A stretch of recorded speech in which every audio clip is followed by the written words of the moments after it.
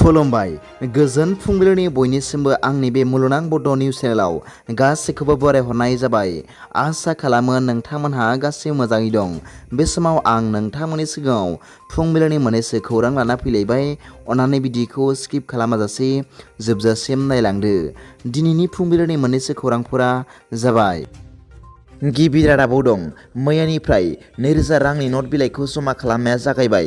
मिथिनाय जादों दि सासे सुबुङा 20,000 सिमल' 2000 रांनि नट बिलाइखौ सोलायनो एबा जमा खालामनो हागोन आरो गाव गावनि बेंक एकाउन्टआवबो 2000 रांनि नट बिलाइखौ सोनो हागोन। आरोबाव मिथिहोबावदों दि रायजोनि मोनफ्रोमबो कमार्शियेल बेंकफोरावनो 2000 रांनि नट बिलाइखौ सोलायनो एबा जमा खालामनो हागोन। मख'नो गोनांदि फैगौ सेप्तेम्बर दाननि 30 खालारसिमनि गेजेराव गुबुन गुबुन बेंकफोराव बयबो 2000 रांनि नटखौ सोलायनो एबा जमा खालामनो हागोन।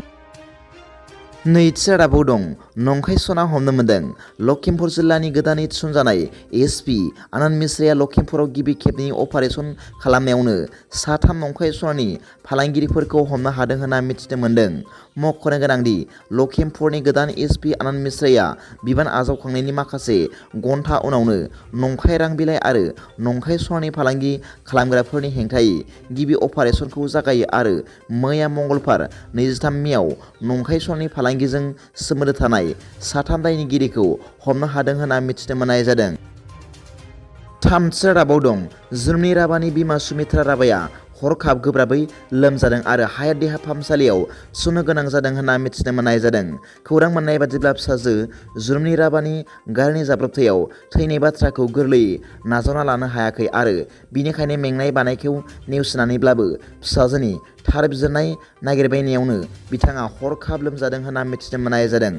मख'नो गोनां बाथ्रा दि माखासे साननि सिगांसो बिथाङा फिसाजो एसआइ जोनोमनि राबानि थाखाय थार बिजिरनाय नागिरनानै जग्ला बन्दा पुलिस थानायाव एजाहार होफैदोंमोन होनना मिथिनो मोननाय जादों।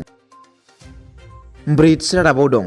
सासे सिनियर माद्रासा फरायसाया सासे 12 बोसोर बैसोनि हौवासाखौ लांखारनायनि दायाव हमजादों। खौरां मोननाय बादिब्ला हौवायाव माद्रासानि सासे सिनियर फरायसाया थांनाय समबारखालि मोनायाव सासे 12 बोसोर बैसोनि हौवासाखौ लांखारनानै बिनि बिमा बिफानियाव 5 लाख रां दाबिदोंमोन आरो बे रांखौ हराब्ला बे हौवासाखौ बुथारगोन होनना सिगिदोंमोन होनना मिथिनो मोननाय जादों। नाथाय हजाइनि एएसपिनि गोख्रों नाजानायाव खौरां मोननायनि 3 घन्टानि उनावनो लांखारग्रा आरो रां दाबि खालामग्रा दुथां सुबुंखौ हमनो हादों होनना मिथिनो मोननाय जादों।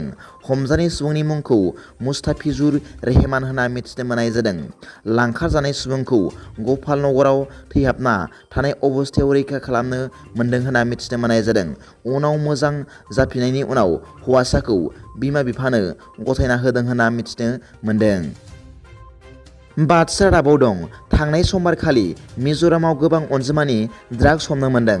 खौरां मोननाय बादिब्ला बे ड्राग्सखौ हेर'इन ड्राग्स होनना मिथिनो मोननाय जादों आरो बेनि बेसेनखौ 12 कौटि रां बेसेननि जागोन होनना मिथिनो मोननाय जादों। बे आयेन बेरेखा फालांगिजों लोब्बा थानाय सासे सुबुंखौ हमनो हादों होनना मिथिनो मोननाय जादों।